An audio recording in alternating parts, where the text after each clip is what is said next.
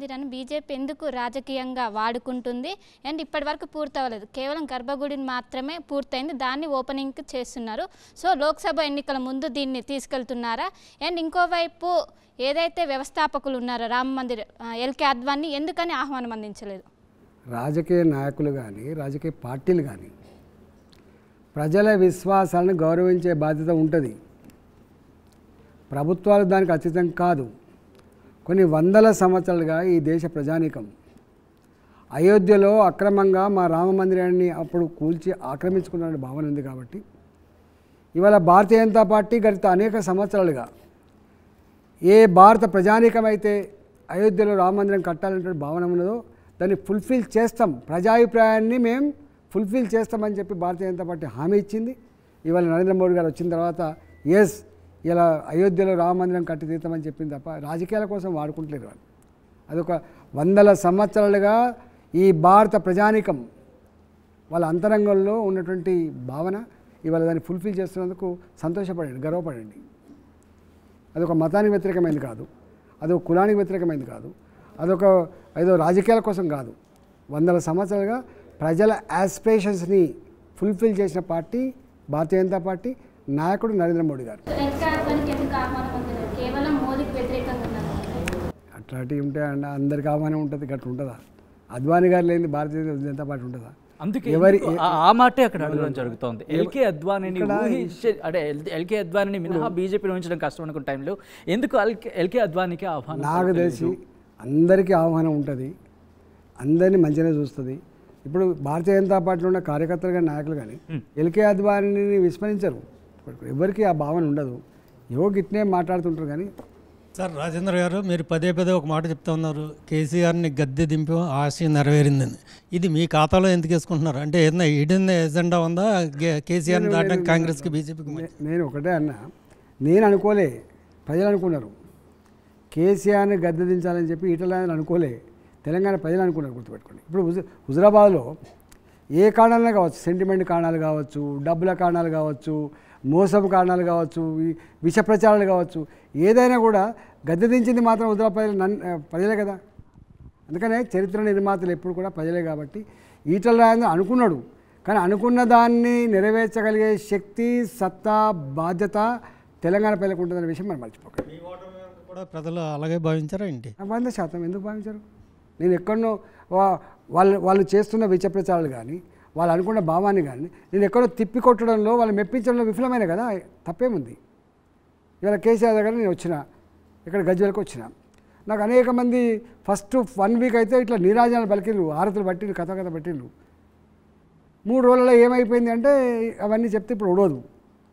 RNR colony అని ఉంటుంది, మీరు ఎప్పుడైనా పోండి, ఆర్ఎన్ఆర్ కాలనీ 20,000 ఓట్లు ఉంటాయి. ఒక్క ఓటు వేయం కేసీఆర్ అని చెప్పి శబ్దం చేసిండు. చక్కగా పోయిండ్రు, వాళ్ళకి ఇవ్వాల్సిన ప్యాకేజ్ వచ్చి మాట ఇచ్చిండు.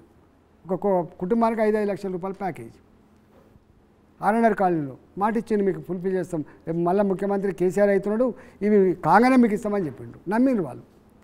డబుల్ బెడ్రూమ్ ఇస్తా అని చెప్పిండు, నమ్మిండ్రు. 250 గజాల జాగిత్తా అని చెప్పిండు, నమ్మిండ్రు. ₹1,00,000 అదనంగా ప్యాకేజ్ ఇస్తా నమ్మిండ్రు. దళిత బంధు ఈ ఎన్నికలు కాబట్టి ఇస్తలేము, లేకపోతే మొత్తం రాసి పెట్టామని చెప్పి నమ్మిండ్రు. బీసీ బంధు ఇలా ఈటల వాళ్ళనే ఎన్నికల వల్లనే ఇస్తలేరు, రేపు ఇస్తామని చెప్పి నమ్మిండ్రు.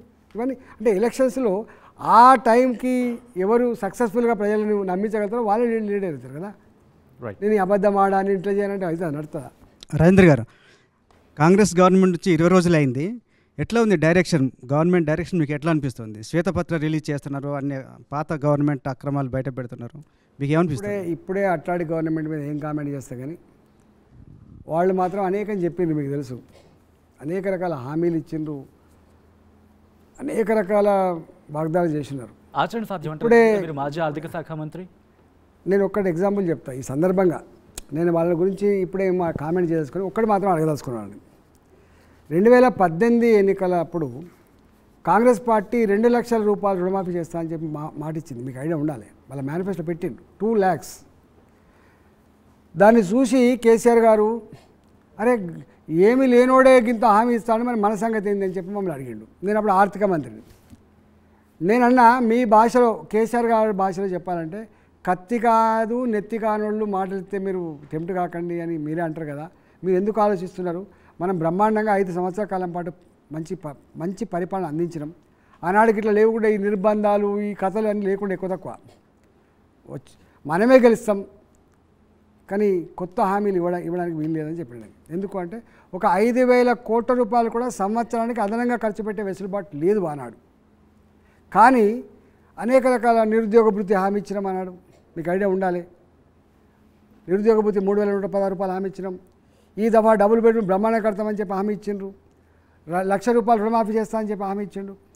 కానీ 4.5 సంవత్సరాలు గడిచినప్పటికి కూడా సంపద కొదవలేని రాష్ట్రంలో, నేను చెప్పట్లేదు కేసీఆర్ చెప్పిన మాట, సంపద కొదవలేని రాష్ట్రంలో రాజు దాచుకుంటే దెబ్బలకు కొదవ అని చెప్పినటువంటి ముఖ్యమంత్రి గారు పాలించిన రాష్ట్రంలో 4.5 సంవత్సరాలుగా రైతులకు ఎందుకు రైతు రుణమాఫీ చేయలేకపోయింది. చివరికి మీరు రింగ్ రోడ్ అమ్ముకుంటే 7,600 కోట్లు వచ్చినాయి. ఈ మీ పక్కకున్న భూములు అమ్ముకుంటే ఎకరానికి 100 కోట్ల రూపాయలు చొప్పున కొన్ని వేల కోట్ల రూపాయలు వచ్చినాయి. ఇవన్నీ తీసుకపోయి ఇస్తే కూడా వడ్డీ కూడా సరిపోలే పైసలు. అంటే 1,00,000 రూపాయల రుణమాఫీనే ఆనాడు మనసుంటే మార్గం లేదా అని చెప్పే ముఖ్యమంత్రి, ఓ దేశంలో చాలా గొప్ప ముఖ్యమంత్రి అని చెప్పి అమలు చేయకపోతే ఇవాళ వీళ్ళు 2 లక్షల రుణమాఫీ చేస్తా అని చెప్తే నమ్మడానికి ఆస్కారం ఉందా అని చెప్పి మాత్రమే అడుగుతున్నాను. నేను ప్రజలు ఆలోచించమంటున్నాను, సాధ్యం కాదని అంటున్నా. పాత ఆర్థిక మంత్రిగా కేసీఆరే 1,00,000 రూపాయల రుణమాఫీ చేయనప్పుడు కాంగ్రెస్ పార్టీ ఇవాళ ముఖ్యమంత్రి గారు 2,00,000 రూపాయలు రుణమాఫీ చేస్తారని చెప్పి నేను నమ్మగలనా? నంబర్ 1. నంబర్ 2, ఇదే ఆర్టీసీలో సమ్మె జరిగింది, మీకు ఐడియా ఉండాలి. ఈ భూమి మీద బ్రహ్మదేవుడు కూడా ఆర్టీసీని కాపాడలేడు, ఇది మునిగిపోయే పడవ. ఎవరు చెప్పిండ్రు? అవునా కదా? సమ్మె చేస్తే ఇగో ఈ సంఘాన్ని రద్దు చేయండి, ఈ సంఘాల వల్లనే ఆర్టీసీ మునిగిపోతుంది, అశ్వత్థామరెడ్డిని డిస్మిస్ తీసేయండి, ఆయన వల్లనే సమ్మెలు జరుగుతూ ఉన్నాయి. మోకాళ్ళ మీద పడుకొని వేడుకున్నారు, 39 మంది చచ్చిపోయినరు. మీకు తెలుసు, చివరికి ఆర్టీసీ కార్మికులకు గవర్నమెంట్ ఉద్యోగులకు పరిగణిస్తా అని చెప్పింది. మరి ఆ ఆర్టీసీలో మహిళలకు ఇచ్చిన నేను వ్యతిరేకించట్లేదు, కానీ మునిగిపోయేటువంటి ఆర్టీసీ తెలంగాణ వచ్చినాడు 10,300 బస్సులుంటే ఇవాళ 8,000 బస్సులు కూడా లేవు. ఆనాడు అన్ని ఆర్టీసీ బస్సులు 3,000 బస్సులు మాత్రమే అద్దె బస్సులు ఉంటే ఇవాళ 5,000 పైచీలకు అద్దె బస్సులతో సొంత బస్సులు కొన్నే ఉండగా మరి ఇది ఎట్లా ఫుల్ఫిల్ చేస్తారనేది వేచి చూడాల్సిందే. ఇప్పుడు నేను చెప్పిన అనుకోండి, రాజేంద్రన్న ఏది వద్దన్నాడు? రాజేంద్రన్న పేదోళ్ళ కోసం ఏ స్కీమ్ పెట్టినా, పేదవాళ్లకు ఏం మంచి పని చేసినా మొట్టమొదటి ఓటేసేవాడు ఈటల రాజేంద్ర, గుర్తుపెట్టుకోండి. ఈ 6 గ్యారంటీలు అమలు అవుతాయా? అదే అమలుకు సాధ్యమేనా, సాధ్యం కాదా? ఇప్పుడున్నటువంటి ఆర్థిక పరిస్థితులలో వాళ్ళు అన్నారు మొత్తం మహిళలకు 2,500 రూపాయలు ఇస్తా అని చెప్పిండు. పర్ మంత్ 2,500 రూపీస్ ఇస్తా అని చెప్పిండు. మరి ఎన్ని కోట్ల మందికి ఇస్తారు? 4 కోట్ల జనాభాలో 3 లక్షల ఓట్లు, 3 కోట్ల ఓట్లు అని అంటున్నాం మనం. 3 కోట్ల ఓట్లున్న రాష్ట్రంలో దాదాపుగా మనకు 1.5 మంది మహిళలు ఉంటారు. ఓట్లు వేసే వాళ్ళే 1.5 మంది ఉన్నారు. అంటే అందరు 18 సంవత్సరాలు పైబడి. మరి 18 సంవత్సరాల పైబడిన మహిళలు 1,50,00,000 మంది కనుక ఉంటే మరి పెన్షన్ వాళ్ళకి 2,500 రూపాయలు ఏ ప్రాతిపదికన ఇస్తారు? ఎంతమంది ఉద్యోగులు ఉన్నారు, ఎంతమంది ఇన్కమ్ ట్యాక్స్ కట్టే వాళ్ళు ఉన్నారు, ఎంతమంది ఇవన్నీ తీసేస్తే మరి ఎంతమంది 1,00,000 మంది అనుకున్నా కూడా ఇవాళ 40 లక్షల మందికి పెన్షన్లు ఇస్తేనే 12,000 కోట్ల రూపాయలు అప్పుడప్పుడు ఫస్ట్ వీక్లో ఇవ్వలేకపోతున్నారు. జీతాలు ఎట్లయితే కొన్ని కంపెనీలు ఫస్ట్ వీక్లో ఇవ్వలేకపోతున్నాయో అట్లే పెన్షన్లు కూడా, ఇప్పుడు ఇచ్చే పెన్షన్లు కూడా ఫస్ట్ వీక్లో అప్పుడప్పుడు ఇవ్వలేకపోతున్నారు. 2022లో అనుకుంటా ఆగస్టు మంత్ పెన్షన్ ఎగబెట్టిండు. ఇవాళ ఈ వీక్లో, ఈ మంత్లో ఇవ్వాల్సినటువంటి ఫస్ట్ వీక్లో పెన్షన్ మళ్ళీ వచ్చే ఫస్ట్ వీక్లో ఇచ్చే పరిస్థితి ఉన్నది. అంటే 12,000 కోట్ల రూపాయలు పెన్షన్లు అవుతున్నాయి 40 లక్షల మందికి మాత్రమే. ఇవాళ ఒకవేళ వాళ్ళు 1,50,00,000 మందిలో ఇవన్నీ తీసేసి ఇంకో 1,00,000 మందికి ఇవ్వాలనుకున్నా కూడా వాళ్ళు చెప్పింది నేను గివిలకిస్తా గవాలకిస్తా ఎక్కడ చెప్పలే. వాళ్ళ అన్కండిషనల్ ఇచ్చేటువంటి 2,500 కనుక మనకి ఇస్తే 1,00,000 మందికి ఇచ్చిన 2,500 కోట్ల రూపాయలు నెలకు కావాలి. 12 నెలలకు 30,000 కోట్లు కావాలి. 30,000 కోట్లు సంవత్సరానికి ఈ ప్రభుత్వం తెచ్చేటువంటి స్కోపే లేదు.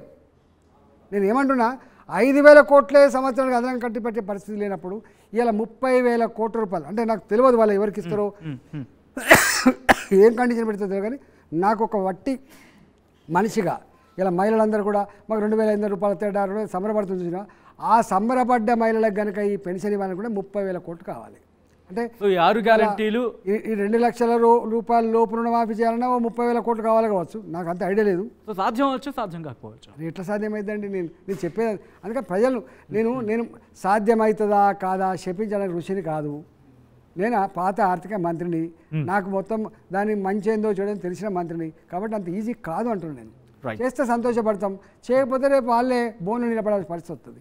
ఈ అకారణంగా అన్యాయంగా ఏది పడితే అది అడ్డగోలు మాటలు మాట్లాడి పవర్లోకి వచ్చిన తర్వాత అది ఫుల్ఫిల్ చేయకపోతే ఎట్లా వచ్చిండ్రో గట్నే వెళ్ళిపోతారు, ఎట్లా వేసిండ్రో గద్దెనెక్కించిండ్రో గట్నే దించేస్తారు తప్ప ఇంకో మార్గం ఉండదు, గుర్తుపెట్టుకోండి. Right, thank you so much Etela Rajender గారు.